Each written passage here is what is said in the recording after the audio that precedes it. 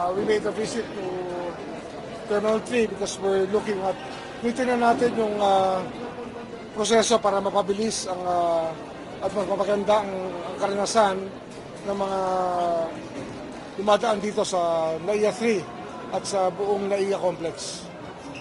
Sir, how important po na mapabilis siya ngayon? Gaano na po ba kalala yung nagiging sitwasyon? Ang waiting time, yung oras dapat na mula check-in counter hanggang sa matapos ang security check at immigration. Dapat yan, mga 20 to 30 minutes lang yan. Ngayon, umaabot pa ng 40 to 45. So, ginagawa namin ang lahat ng paraan para mapabilis ang proseso at hindi mahirapan ang mga kababayan natin at lalong-lalo yung ating mga OFW. Sir, ano po specifically yung mga measures or interventions? Yung isang intervention dito, maganda naman pag-uusap sa new NAIA Infrastructure Corporation na siya nagpapatakbo ngayon ng NAIA at magdadagdag na ng e-gates para yung proseso, yung identification ng tao maging mas objective na kasi nga wala na human intervention. So para mabumilis ang lahat. At karamihan ng naroon na immigration officers ay para sa secondary inspection para sa mga tao na maaring nasa pwedeng ma-traffic, pwedeng maging biktima ng trafficking. So, yun ang ating inaayos. Sir, in coordination with Interpol, like, may way ba para ma-detect if merong aalis or aaray sa bansa natin na meron tayong advanced passenger information system, no, maandar na. At meron tayong tinitingnan pang ibang security measures para malaman natin kung meron tayong mga parating na hindi dapat pumasok sa ating bansa, ay maaari na nating isakay muli palabas. At bukod dyan, yung identification ng tao, pabilis na pabilis yan. Yung proseso talaga, ganyan talaga. So yung e-gates at talagang mahalaga kasi yun nga, wala na human intervention, walang tanong na alanganin o sagot na alanganin. Lahat talaga sa identification malinaw. Sir, pag-scan ng passport, malalaman agad if the passenger has criminal record from the Interpol? Dapat ganon. Yun ang sinisigurado ng ating Chief Technology Officer na whatever program papasok natin dito, yung information advance talaga para alam natin kung meron mga wanted na dumadaan dito. So when will it be installed? Well, we're trying our best to install it in the soonest possible time. Nag-meeting kahapon at mag-meeting na naman sa Webes. Tuloy-tuloy yan hanggang matapos. Kasi ang NNIC o yung private sector na nagpapatakbo ng airport ngayon ay talaga namang cooperative sa gobyerno. Yan ang nakikita natin at napasalamat tayo.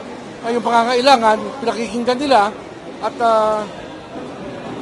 meron talagang benepisyo sa atin itong mga pagbabago na nangyayari ngayon.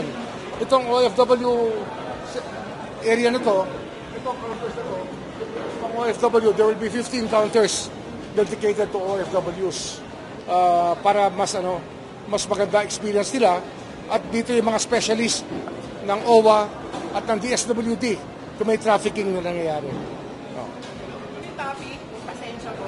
Sir, yesterday you mentioned may 2 hanggang 3 passports po si Harry Roque. What do we know so far and ano po yung nag-iimbestigahan natin? Alam lang namin, yun ang aming nakita na maaring paliwanag sa kanyang mga pag-alis kasi hindi nag-a-alarm Hindi nag-a-alarm kasi meron ng lookout bulletin yan Hindi nag-alarm.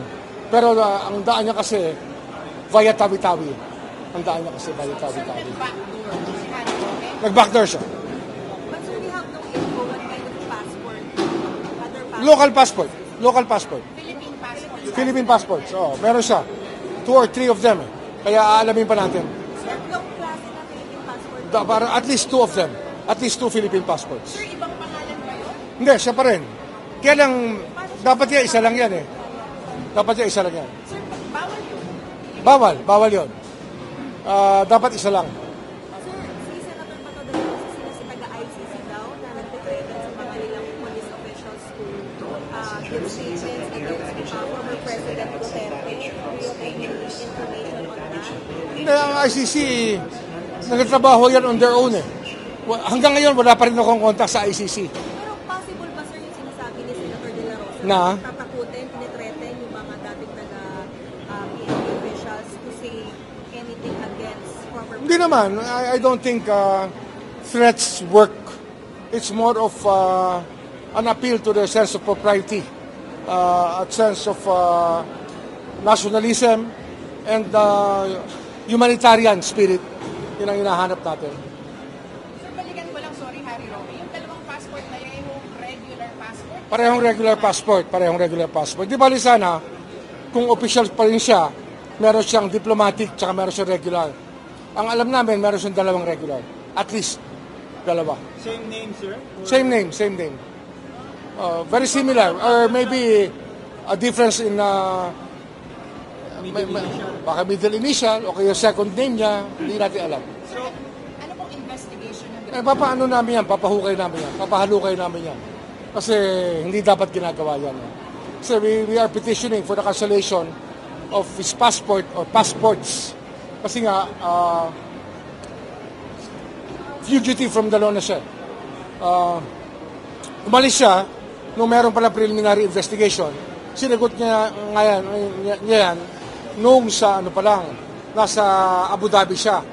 Kaya sa ngayon, kung di siya uuwi, magiging fugitive from the law siya. Eh mukhang wala siya intensyon, nag-apply siya ng asylum, pero ang paningin namin, hindi angkop ang asylum sapagkat ang human trafficking ay isang kasalanan na alam ng Europa na against our interest and against universal interest. Sir, yung third passport, ano possibly itong third passport na tinitignan siya?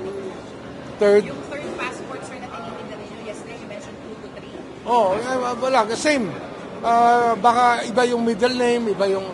Tingnan natin. Pero wala Basta pa, sir, na passport from other countries. wala pa. All Philippine passport. All Philippine passports. Wala pa nga eh. We will ask the DFA about it. Kasi DFA ang gumagawa niyan. Hindi naman DOJ, hindi naman immigration eh. So we'll ask the DFA. How long is the process, sir, before ma-cancel? Siyempre, we will ask the DOJ, the DFA to cooperate with us. It is very important. Sir, si Secretary Roque repeatedly is posting sa Facebook or online na parang daring the authorities na catch me if you can. What sort of message would you like to... Nahanap lang ng attention yun. Malaki problema nun talaga. Sir, balikan lang natin, paano siya talaga nakaalis? So, you mentioned Sa Tawi-Tawi dumaan yan. Tawi-Tawi. Tapos, sir, saan siya nagpunta? Malamang nagbangka o nag-speedboat papuntang Malaysia via Sipadan and Sabah. Sir, sabi ni Roque, premature daw yung isang passport kasi may proposal for Well, that's his opinion. No?